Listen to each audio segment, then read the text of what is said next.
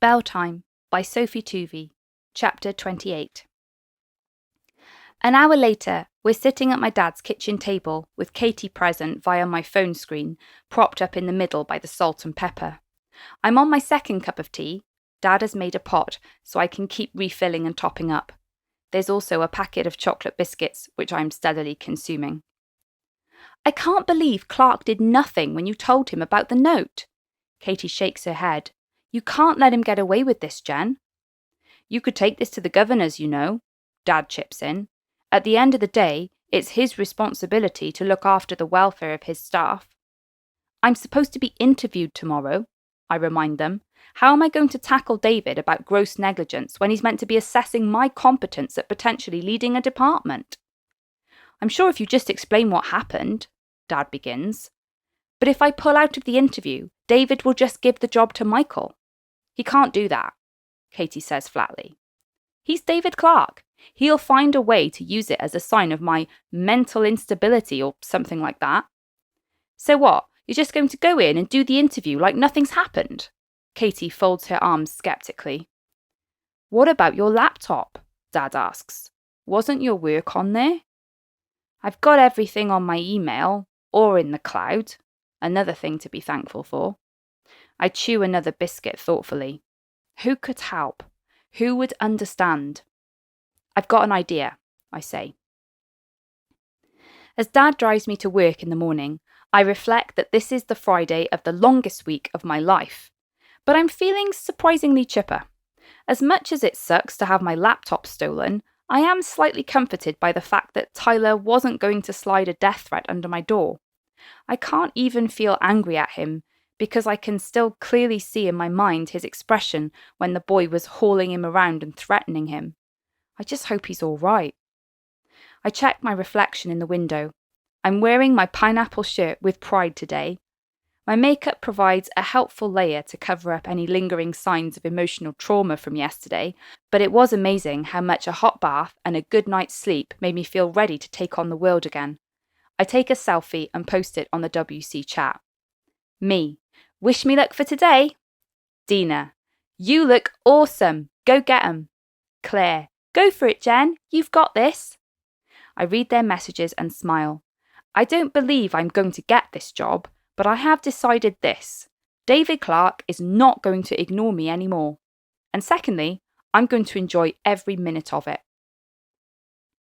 When I walk into the building, the first place I head to is Janet Patchell's office.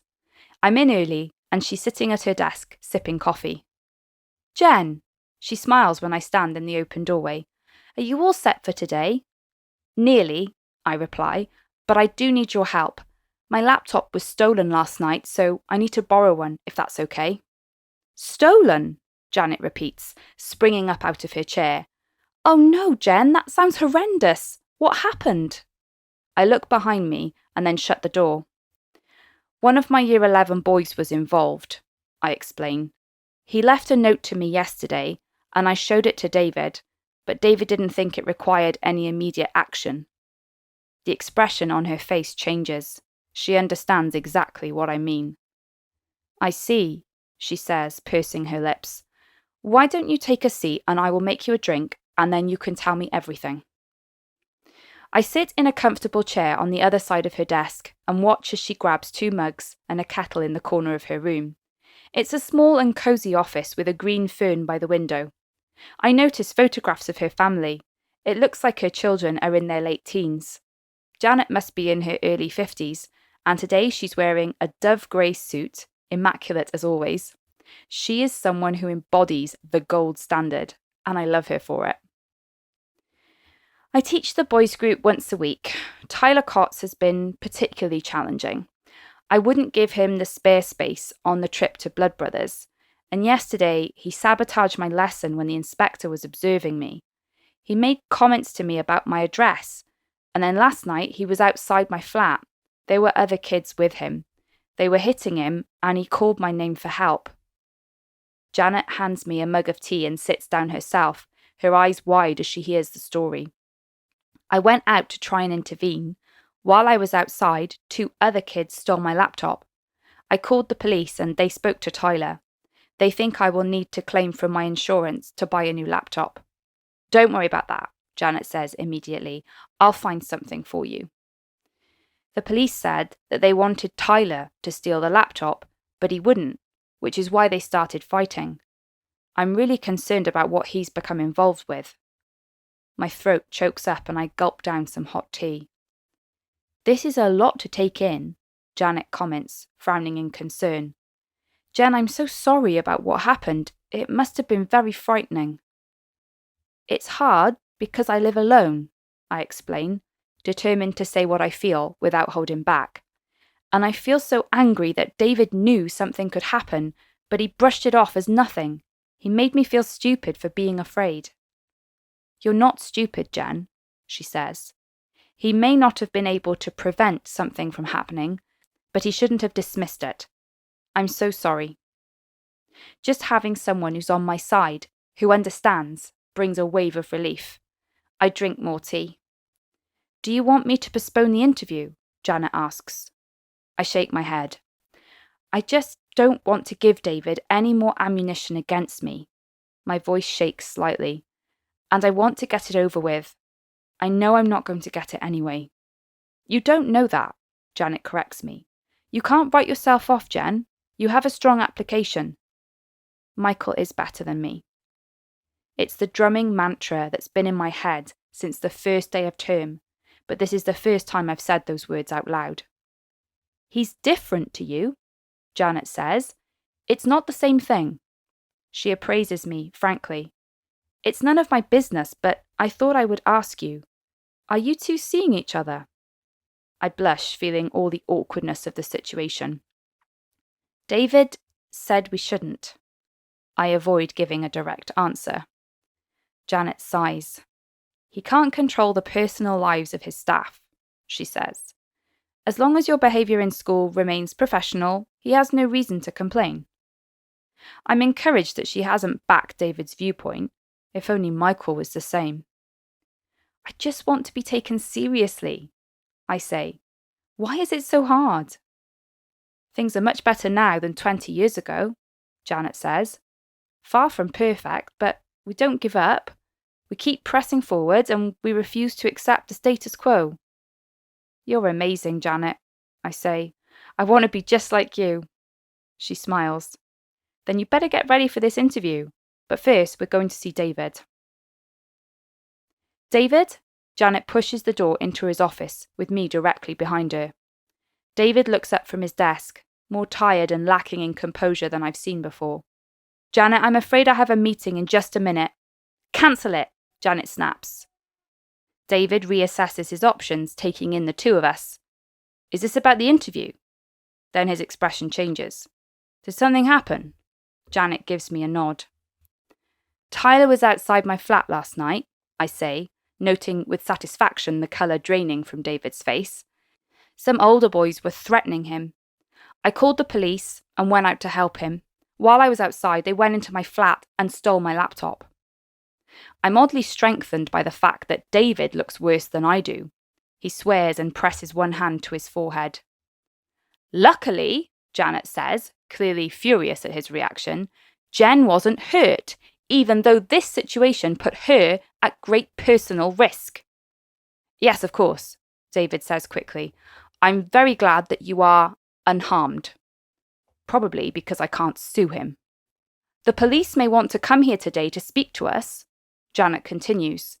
It might be prudent to think about how we can move forward with Tyler, given that he knows Jen's address. We don't want this to be an ongoing situation. David's eyes slide from Janet to me. His expression says, "What's all the fuss about?" He says nothing. I think we should talk to Matt as Tyler's head of year, Janet says. We should also log this as a safeguarding issue. Yes, says David, but his face says no. I can cancel your interview today. You've clearly been through a lot. He looks at me, a challenge. I want to continue with my interview, I state. You look upset, he says. I wouldn't want you to be at a disadvantage. I know there will be a governor present. I watch as he sets his mouth in a thin, hard line. I would quite like the opportunity to discuss your response to the note on my desk yesterday, given how matters have developed. Don't let this get personal, David says, licking his lips nervously. Personal? I repeat. It got personal when a student left a note with my address on my desk and you did nothing about it. I'm not the police, David tells me, like I'm an idiot. You're the head of this school. I can't help raising my voice. Anything to do with safeguarding, anything to do with staff welfare, ultimately the buck stops with you, and I think you know that. Janet folds her arms and nods in agreement. Are you threatening me? David's voice is soft and dangerous. I'm telling you that you have a duty of care in this situation, whether you like it or not. The phone rings. Yes, David snaps as he picks up the receiver. He looks at us. Fine. Can you find Matt and send him up here too, please? He replaces the phone. The police are here. I don't know how, but news travels faster than the speed of light in a school. By 9 a.m, when I enter the staff room, Steph has heard about the police and gives me a crushing hug. Jen, what happened? Thankfully, most teachers have left for lessons by now, but I notice Michael is sitting on the other side of the room. I give Steph a brief update, and he jumps up in agitation, moving towards us. What was that? He says, just as Janet enters and hands me a brand new laptop. Thank you. I take it gratefully. Her laptop was stolen, Steph tells him, glaring. He looks visibly shocked. Actually, as I turn to face him, I notice that he doesn't look his usual suave self. His face is pale. Perhaps he hasn't been sleeping well. Now, can I just speak to you both briefly about arrangements for today? Janet addresses Michael and me. I'll catch up with you later, Steph says, leaving and making a face at Michael's back as she goes. Janet hands us both a timetable for the day. We're going to start with the lesson observation, then we'll give you a set of data which we want you to analyse and present your findings to the panel, followed by interview questions. Good luck. Once she's gone, it's just the two of us left in the staff room. Jen, Michael says, discarding the timetable. His voice sounds raspy and hoarse. Are you okay? What happened to your laptop? It's a long story, I say. I need to get myself set up with this, ready to teach. Can I help you? He looks desperate. Well, there is one thing, I say, the beginnings of a smile playing upon my lips. I would really love a cup of tea. He blinks at me for a second, then grins. I think I can do that. While Michael's in the kitchen, I set up all of my documents on the laptop ready for the imminent lesson. Breathe, Jan. It's just a lesson. You do this every day. He brings me tea in the Wuthering Heights mug, which means he even knows my secret hiding place. Thanks, I say. He sits down next to me and takes a deep breath. I watch expectantly. You know when Heathcliff is separated from Cathy? He feels tortured, like nothing will ever be right again. That's how I feel right now. About you. This must be the deepest thing anyone's ever said to me. I didn't think Michael did tortured love. There is some Heathcliff in him after all. I'm just about to open my mouth to try to frame a reply, although I have no idea what to say, when Janet enters again. Okay, Michael, we're ready to start your lesson. He gives me a lingering look, and his eyes a swirling dark cloud and misty fog, spellbinding, and then he stands up to follow Janet. Michael, I finally manage to speak. He looks back over his shoulder. I smile. Good luck. By the time it's my turn for the lesson, I feel a nervous, fluttering anticipation, but not in an overwhelming, I can't think straight way.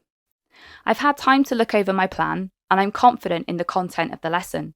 I'm playing to my strengths. When Janet escorts me to the classroom, a hand-picked small group of Year 9 students are there waiting. They're not pupils I teach.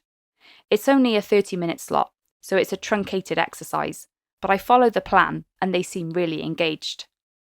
Everyone pick an object and you have 2 minutes to write imaginatively using the object as a starting point. I can see them all writing, and then when we have a discussion time, they share their ideas.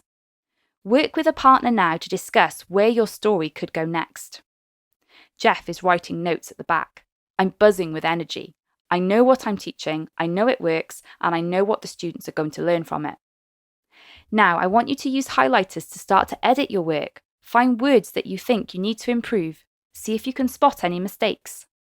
The students pore over their own work, then they swap with a partner, and finally, we're on to the plenary. 30 minutes has flown by. I take in the papers and thank the class.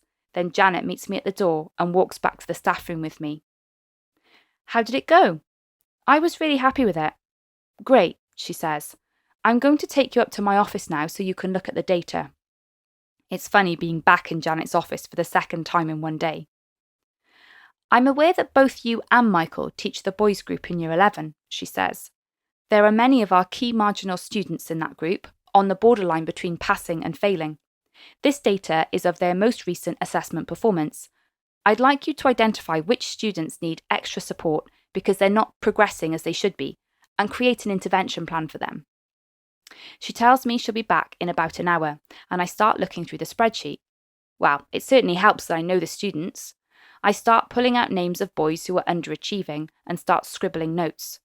I wonder how Michael's getting on, and my stomach flips when I remember what he said in the staff room, but I can't let myself get distracted. It feels like no time at all, and Janet's back. Are you ready, Jen? She asks. It's time for your interview.